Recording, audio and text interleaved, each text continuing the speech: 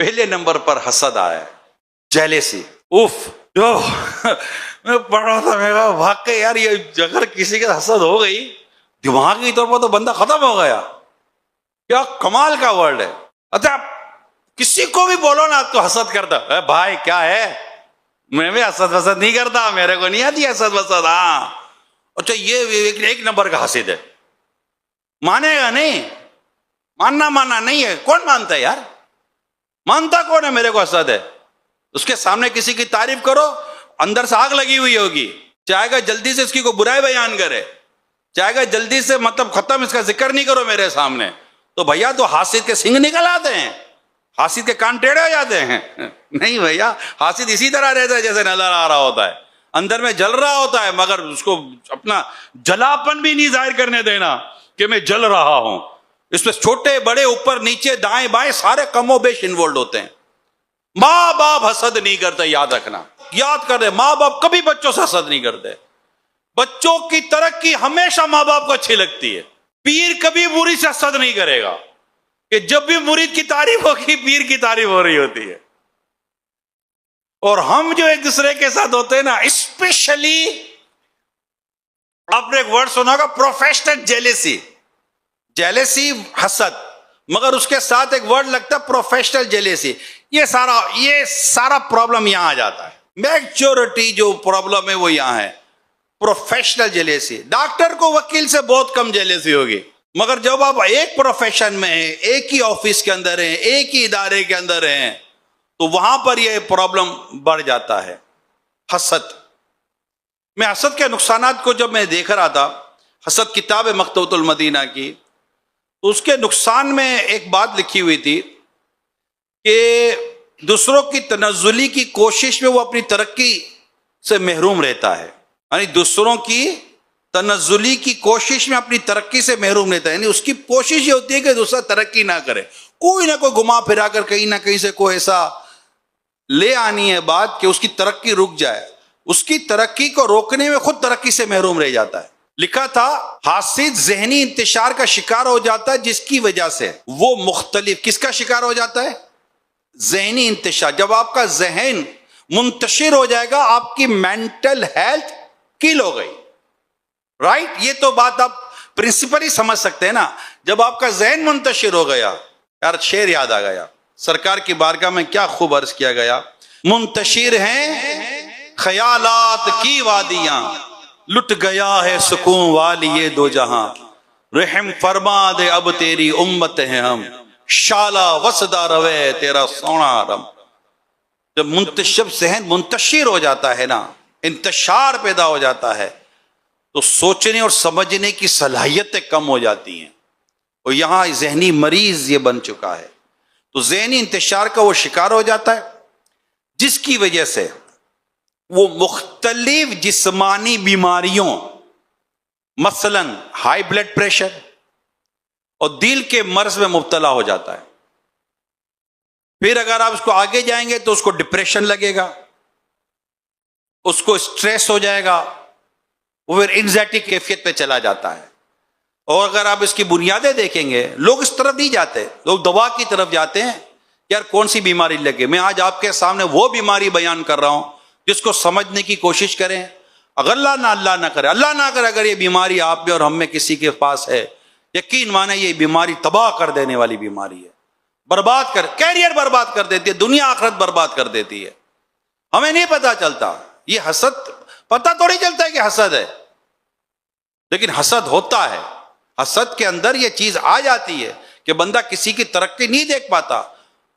یار بڑے بڑے مطلب کہ اہل علم حسد میں پڑ جاتے ہیں. میں اس پہ غور کر رہا تھا، بڑے بڑے اہل علم حسد میں پڑ جاتے ہیں. جی ہاں، علماء حسد میں پڑ جاتے ہیں. اعلیٰ حضرت نے لکھا ہے رحمت اللہ تعالی علیہ، پڑھتے ہیں، سمجھتے ہیں، سب کچھ پتہ ہوتا ہے، پھر بھی حسد ہو جاتا ہے. یعنی کسی کی نعمت کے ضائع ہونے کی تمنا کرنا، یہ تمنا کرنا اسے نعمت نہ ملے، اسے یہ نعمت نہ ملے، یہ تمنا کرنا بھی حسد ہے. اور اس کی نعمت ضائع ہو جائے یہ تمنا کرنا بھی حسد ہے، جیلسی ہے. اب سوچئے کہ جنہیں نے یہ پڑھا ہے، سمجھا ہے، بیان کیا ہے، اگر وہ اس میں مبتلا ہو سکتے ہیں جس سے اللہ بچائے وہی بچتا ہے. اللہ حضرت فرماتے ہیں میں حسد سے بچا ہوا ہوں. اعلیٰ حضرت نے دعویٰ کیا جیل 29 کے اندر کہ اللہ تعالیٰ کا شکر ہے کہ اس نے مجھے حسد سے محفوظ رکھا ہے. کیونکہ حسد کی دو وجہ ہیں. ایک شہرت طلبی جس کو اللہ پاک کی رحمت ہے مجھے اس کی طلب نہیں ہے. دوسرا یہ کہ کوئی ترقی کر رہا ہو تو اس کے بعد عدالت فرماتے جو ترقی کرتا ہے اچھا ہوتا ہے تو ہم تو خود اس کی تعریفوں پر رسالے لکھ دیتے ہیں, اس کی تعریف ہم کر دیتے ہیں, اس کے القابات ہم خود دے دیتے ہیں. تو اب حسد کدھر رہا؟ جو وجوہات تھی وہ تو مجھ میں رہی نہیں. اللہ پاک کا کرم ہے کہ اس سے مجھے حسد سے بچا. یہ اعلیٰ حضرت علیہ رحمان نے فتاوی رضویہ میں لکھا ہے. تو میں یہ سوچتا ہوں کہ اتنے پڑھے لکھے, اتنے پڑھ کر بھی لوگ حسد سے نہیں بچ پاتے, تو یہ شوبز کی دنیا, یہ پروفیشنلز کی دنیا جس میں دینی تعلیم نہ ہونے کے برابر ہے, اور میٹرسٹک اتنا زیادہ ہے, مادیت اتنی زیادہ ہے, کمپٹیشن اتنا زیادہ ہے, اور ایک دوسرے کے ٹانگ کھینچنے کا رجحان اتنا زیادہ ہے, تو یار یہ طبقہ حسد سے کیسے بچے گا؟ کیونکہ حسد کی ڈیفینیشن بھی تو نہیں نہ پتا. کہیں گے نہیں میں حسد نہیں کرتا, جبکہ وہ حسد کر رہا ہوتا ہے. تو حسد لوگ اس سے نفرت کرنے لگتے ہیں حاسد سے. اب یہ جب آپ سے لوگ نفرت کریں گے تب بھی ذہن کام نہیں کرے گا, یار لوگ مجھ سے محبت کیوں نہیں کرتے, لوگ مجھ سے پیار کیوں نہیں کرتے. اور بھیا آپ سے لوگ کیسے محبت کریں گے, آپ سے لوگ کیسے پیار کریں گے؟ اب لوگوں سے حسد کرتے ہیں, اب لوگوں سے جلتے ہیں. رسول اکرم نور مجسم صلی اللہ تعالی علیہ وآلہ وسلم نے ہمیں حسد سے بچنے کو فرمایا.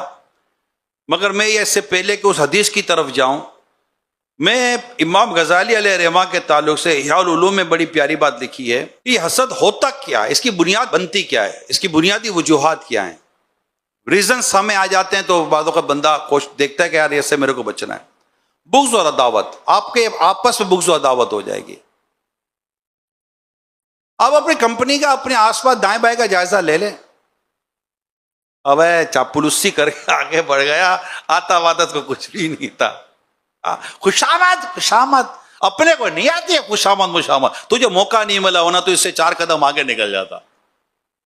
آتا واتا کیا نہیں ہے, موقع نہیں لگا, چانس نہیں لگا, اور کیا. تو خوشامد آگے بڑھ گیا, خوشامد کر رہا تھا, آگے بڑھ گیا تو چاپلوسی کر رہا تھا, آگے بڑھ گیا تو واہ کر رہا تھا, اس کی ہاں میں تبھی آگے بڑھ گیا. یہ الزام ہے, جھوٹ ہے, تہمت ہے, بہتان ہے, غلط ہے. وہ اپنی قابلیت اپنی صلاحیت سے آگے بڑھ گیا. یعنی اگر آپ کسی کی عزت کرتا کسی کو پائیں تو آپ کہیے چاپلوسی کرتا ہے. اگر کوئی آتا ہے اور آپ اس کی عزت کرتے ہیں, آپ تعظیم کرتے ہیں, محبت کرتے ہیں, اس کے ساتھ رسپیکٹ کا انداز اختیار کرتے ہیں, تو وہ چاپلوس ہے, وہ خوشامد ہے. یہ کیسے ہو سکتا ہے کہ بے عزتی کرنے والے کو لوگ آگے بڑھاتے ہیں؟ بتائیے. آپ کسی کو دو منہ بولتے رہے, بے عزتی کرتے رہے, اس کو بات کر اس کو تکلیف دیتے رہے, وہ بولا تو مجھے ترقی دے, بولا تیرے کو ترقی دو, میں اپنی بیماریاں بڑھاؤں تیرے کو ترقی دے کر. اپنے کردار کا تو جائزہ لیں نا, اپنے آپ کو تو دیکھیں, ہم کہاں کھڑے ہوئے ہیں. اچھا اب اس سے بغض اور کینہ, یہ ایک علامت ہے کہ جب بھی کسی سے بغض و کینہ ہوگا اس سے حسد ہونا کی آپ سمجھیے کہ ابتدا ہو گئی. نمبر 2, خود ساختہ عزت, یہ بھی ہے حسد پیدا کرتی ہے. یعنی میں خود ہی اپنے دو میں مجھے یہ رسپیکٹ ملنی چاہیے, مجھے یہ عزت ملنی چاہیے, مجھے یہ مقام ملنا چاہیے, مجھے مرتبہ ملنا چاہیے. جو اس طرح کی خواہشوں میں لگ جاتا ہے نا, وہ بھی حسد میں مبتلا ہو سکتا ہے.